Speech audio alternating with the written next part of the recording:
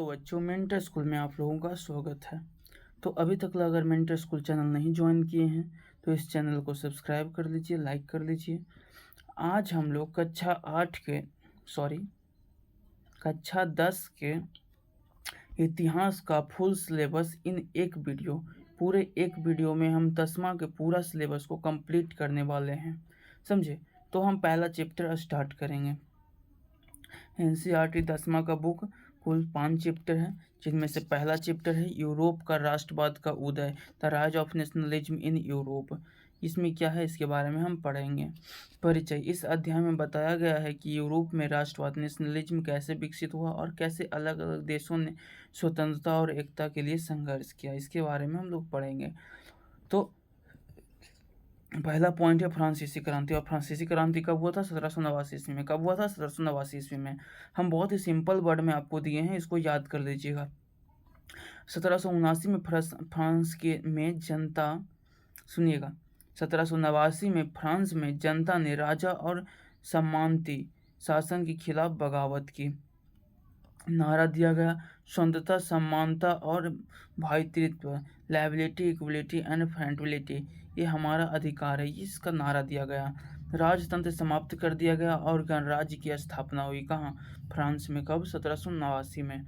आगे हम लोग पढ़ेंगे। इस क्रांति के विचार धीरे धीरे यूरोप में फैल गए। दूसरा, नेपोलियन बोनापार्ट का शासन। नेपोलियन बोनापार्ट के शासन के बारे में हम पढ़ेंगे।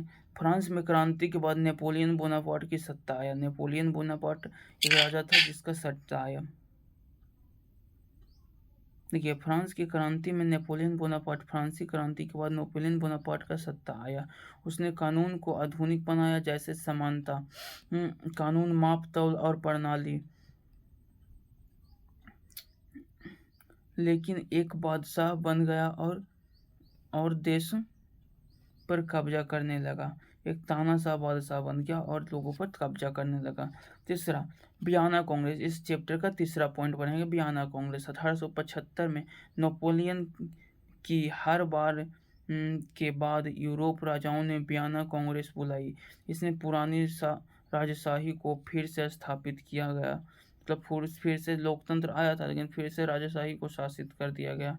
इसका उद्देश्य था जनता का शासन ना फैले, मतलब लोकतंत्र ना फैले, इसका यही उद्देश्य था। चौथा पॉइंट है इस चैप्टर में जर्मनी और इटली का एकीकरण। इसमें क्या हुआ था?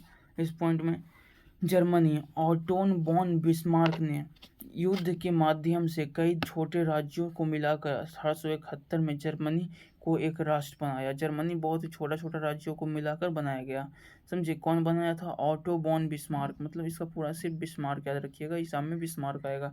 बिस्मार्क ने 1871 में सारे को मिलाकर एक बड़ा राष्ट्र बनाया जिसको जर्मनी नाम दिया। इटली को गैरिबाल्डी और कैबलर ने इटली को एकत्रित किया। इटली भी टूटा हुआ था। गैरिबाल्डी और काबूर ने इटली को क्या किया? एकत्रित किया। जैसे हमारा भारत पहले छोटे छोटे राजाओं के शासन में था, उसी प्रकार से इन लोगों भी शासन में था और इनको एक साथ किया गया। बाल्कन क्षेत्र का संघर्ष के बारे में पढ़ेंगे। बाल्कन क्षेत्र है दक्षिण पूर्वी यूरोप में कई जातियां रहती थी जो अपनी स्वतंत्रता चाहती थी, समझे। दक्षिण पूर्वी क्षेत्र में, बाल्कन के दक्षिण पूर्वी क्षेत्र में कुछ जातियां रहती थी, प्रजातियां रहती थी जो अपने आप को स्वतंत्रता चाहती थी। इन संघर्षों से यूरोप में तनाव बढ़ा और अंततः प्रथम विश्व युद्ध हो गया। यूरोप से ही प्रथम विश्व युद्ध का शुरुआत हुआ। महत्वपूर्ण बात है, राष्ट्रवाद, देश के प्रति प्रेम और एकता की भावना, इसे क्या बोलते हैं? राष्ट्रवाद बोलते हैं। कोई राष्ट्रवाद क्या है? तो यही देश के प्रति प्रेम और एकता की भावना, इसे क्या बोलते हैं? राष्ट्रवाद बोलते हैं। आगे हम लोग 19वीं सदी में यूरोप के लोग एक राष्ट्र बनना चाहते थे, किसी राजा की प्रजा नहीं, कोई राजा के तानाशाह में नहीं रहना चाहते थे, वह एक राष्ट्र बनाना चाहते थे। दूसरा चैप्टर है इतिहास के, पहला चैप्टर यहाँ तक ही था, इतना पॉइंट था। अब दूसरा चैप्टर हम लोग पढ़ेंगे। दूसरा चैप्टर है भारत में राष्ट्रवाद, नेशनलिज्म इन इंडिया। इसमें इस चैप्टर में क्या क्या पढ़ना है इसके बारे में हम लोग पढ़ेंगे। इसमें परिचय। इस अध्याय में हम लोगों को बताया कि भारत में अंग्रेजों के खिलाफ आज़ादी की भावना कैसे पैदा हुई और गांधी जी ने राष्ट्रवाद को जन आंदोलन बनाया कैसे, इसके बारे में। प्रथम विश्व युद्ध और भारत, इसके बारे में हम पढ़ेंगे। तो प्रथम विश्व युद्ध और भारत, 1914 से 1918 तक प्रथम विश्व युद्ध चला था। के युद्ध में भारत आर्थिक बोझ बढ़ा, क्योंकि इस पर अंग्रेज का शासन था, तो इससे पैसा लूट लूट के सब युद्ध में लगाया था। समझे, यही है। कर, कीमतें और बेरोजगारी बढ़ी, कर भी बढ़ा, टैक्स बढ़ा दिया अंग्रेज, और कीमतें भी बढ़ गई, पैसा में कमी आएगा तो कीमत बढ़ेगा, और बेरोजगारी बढ़ी, मतलब बेरोजगार भी हो गए लोग, जनता में असंतोष फैलने लगा। समझ गए। तो इसमें दूसरा पॉइंट, गांधी जी का आगमन। गांधी जी का आगमन हुआ भारत में 1915 में। गांधी जी दक्षिण अफ्रीका से लौटकर भारत आए थे। उसके बाद उन्होंने सत्याग्रह और अहिंसा के माध्यम से लोगों को संगठित किया। उसके बाद 1917 में चंपारण सत्याग्रह, नील किसान के लिए, जो सिर्फ नील की खेती कर सकते थे, और उनमें 3 कठिया पड़ती था। समझ रहे, जब आप पढ़ेंगे तो आपको पता चलेगा। इसमें चंपारण में सत्याग्रह आपको स्टार्ट किए। उसके बाद 1918 में खेड़ा और आदमगढ़ अहमदाबाद खेड़ा और अहमदाबाद आंदोलन शुरुआत किए। तीसरा में है असहयोग आंदोलन, जो 1920 से 22 तक चला। एग्जाम में आएगा। असहयोग आंदोलन कब से, 1920 से 1922 तक। खिलाफत आंदोलन के साथ जुड़ा। गांधी जी के लोगों ने कहा कि अंग्रेजी शासन का सहयोग बंद करें, सरकार या स्कूल, अदालतें और विदेशी वस्तुओं का बहिष्कार करें, मतलब विदेशी वस्तु का उपयोग ना करें, अपने आप भाग जाएंगे ये। सविनय अवज्ञा आंदोलन 1930 में चला। समझे, गांधी जी ने नमक कानून तोड़ने के लिए दांडी यात्रा की। नमक कानून तोड़ने के लिए क्या किए, दांडी यात्रा किया। यह आंदोलन अहिंसक तरीके से कानूनों का उल्लंघन किया था। क्या किया था, अहिंसक तरीका से कानूनों का। पहले था कि नमक आप लोग नहीं बना सकते थे, लेकिन यहाँ पे नमक कानून को तोड़े। समझे, किसान, मजदूर और महिलाओं ने भाग लिया गांधी जी के साथ। ठीक है। पांचवा, भागीदारी, विभिन्न वर्गों की भागीदारी, मतलब कोई भी जाति हो, सभी किसान लगान घटाने की मांग करने लगे। मजदूर काम के घंटे और वेतन बढ़ाने की मांग करने लगे। व्यापारी विदेशी वस्त्र का बहिष्कार करने लगे, और महिलाएं रैलियां में भाग लेने लगी। समझे। आगे हम लोग महत्वपूर्ण बातें स्वराज के बारे में पढ़ेंगे। स्वराज का अर्थ केवल स्वतंत्रता नहीं, बल्कि अपने जीवन पर नियंत्रण भी होता है। गांधी जी ने राजनीतिक में जन आंदोलन बनाया। समझे, जन आंदोलन, क्योंकि स्वराज चाहते थे। स्वराज मतलब अपना जीवन का अधिकार खुद का। समझे। दूसरा अध्याय यहाँ तक था। तीसरा अध्याय हम लोग पढ़ेंगे वैश्विक विश्व का निर्माण। वैश्विक विश्व का निर्माण कैसे हुआ, इसके बारे में हम लोग पढ़ेंगे। The making of global world, इसमें परिचय। इस अध्याय में हम लोगों को क्या पढ़ना है, इस अध्याय में बताया गया है कि दुनिया कैसे जुड़ी, व्यापार, उपनिवेशवाद, औद्योगिकरण और के माध्यम से कैसे जुड़ी दुनिया, इसके बारे में हम लोगों को पढ़ना है।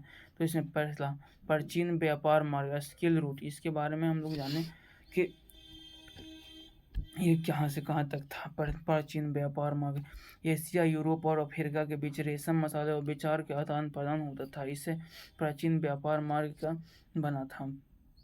आगे दूसरा पॉइंट, औद्योगिक क्रांति। 18वीं सदी में इंग्लैंड में मशीन का उपयोग शुरू हुआ, वहाँ से औद्योगिक क्रांति हुआ, उत्पन्न बड़ा, व्यापार फैला और मजदूर वर्ग बन गए। समझे, हम लोग को मजदूर की तरह खटाता था इंडियन को, और अपनी सब बेनिफिट कमाता था।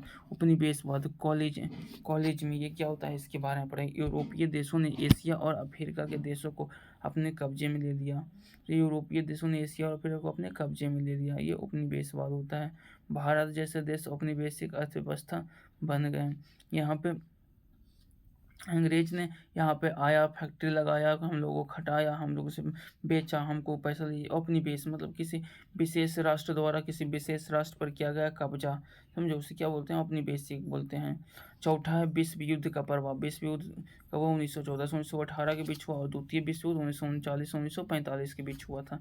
युद्धों ने दुनिया की राजनीतिक और अर्थव्यवस्था बदल दी। अमेरिका और जापान उभरते हुए देश बने। समझे, अमेरिका और जापान ये दोनों है जो थोड़ा उभरा और देश एक बन गया। समझे। पांचवा पॉइंट है वैश्वीकरण की शुरुआत। वैश्वीकरण की शुरुआत क्या होता है, इसके बारे में हम लोग पढ़ेंगे। वैश्वीकरण की शुरुआत कैसे हुआ, क्यों हुआ। देश के बीच व्यापार, यात्रा और सूचना का, इसको क्या हुआ, वैश्वीकरण की शुरुआत होगा। समझे। इसमें आदान प्रदान बढ़ा, IMF, वर्ल्ड बैंक जैसी संस्थाएं बनी। महत्वपूर्ण बातें, जब दुनिया एक आर्थिक परिवार बन गई है, औद्योगिकरण और व्यापार ने देशों को जोड़ा, पर युद्ध ने उन्हें भी तोड़ा भी था। समझे, युद्ध हुआ तो बहुत सारे देश भूखमरी के शिकार भी हुए। आगे चैप्टर 4 पढ़ेंगे औद्योगिकरण का युग। ये क्या होता है इसके बारे में बताइए। एज ऑफ इंडस्ट्रियलाइजेशन पर इस अध्याय में बताया गया कि औद्योगिकरण की क्रांति कैसे शुरू हुई और इसका भारत पर व दुनिया पर क्या प्रभाव पड़ा, इसके बारे में पढ़ाया गया है, बताया गया है। पहला, इंग्लैंड में औद्योगिक क्रांति। इंग्लैंड में औद्योगिक क्रांति की शुरुआत हुई, कैसे हुई थी जो बताते हैं। 18वीं सदी में इंग्लैंड में मशीनों का उपयोग बढ़ा, वस्त्र उद्योग, टेक्सटाइल इंडस्ट्री ने तेजी पकड़ी, यहाँ से रेशम ले जाकर वहाँ वस्त्र बनने लगे। भारत में हस्तलिपियाँ जो हाथ से मूर्ति बनाते हैं वो बढ़े।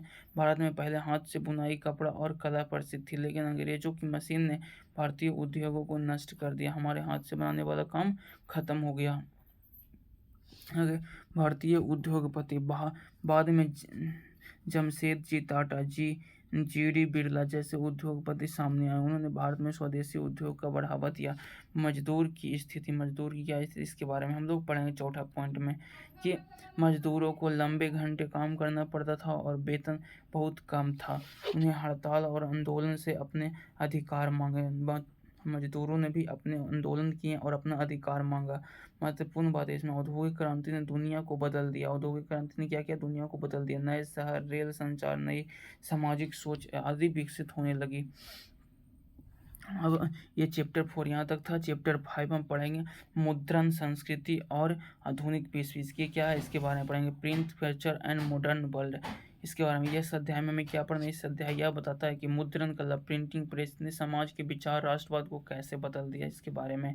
पहले हम लोग के पास पेपर नहीं था, पेपर कैसे शुरू हुआ, वो छपाई की शुरुआत। जब पहले छपाई चीन में वुड ब्लॉक तकनीक से हुई थी, वुड ब्लॉक मतलब लकड़ी वाली तकनीक से हुई थी। तब 15वीं सदी में जोहन गुटेन्सबर्ग ने यूरोप में पहला मशीन बनाया। किस चीज़ वाला, लिखने वाला, पेपर छापने वाला।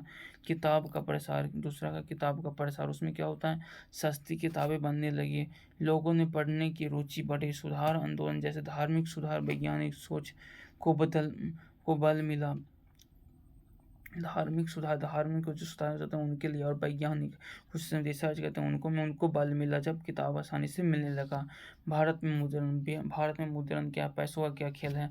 भारत में 16वीं सदी में पुर्तगाली दुकोबा में पहली बार छपाई शुरू की। छपाई कब से, 16वीं सदी में। 19वीं सदी में भारतीय भाषाओं में अखबार और पत्रिकाएं निकाले, समझे। 19वीं सदी में भारत में भाषा में अखबार और पत्रिकाएं निकालने लगे। चौथा, सफाई और सुधार आंदोलन। छपाई में समाज में शिक्षा, जागरूकता और स्वतंत्रता सोच के बढ़ावा दिया। लोकमान्य तिलक ने केसरी अखबार बहुत प्रसिद्ध हुआ, समझे। आगे हम लोग पढ़ेंगे महत्वपूर्ण बातें इनमें।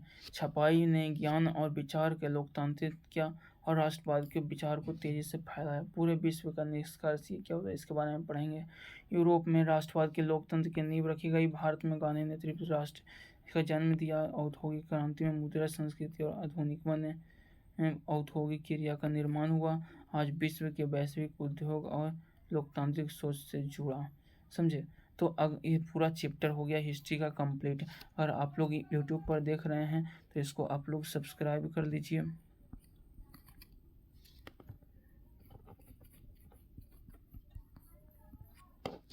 और लाइक कर लीजिए। धन्यवाद।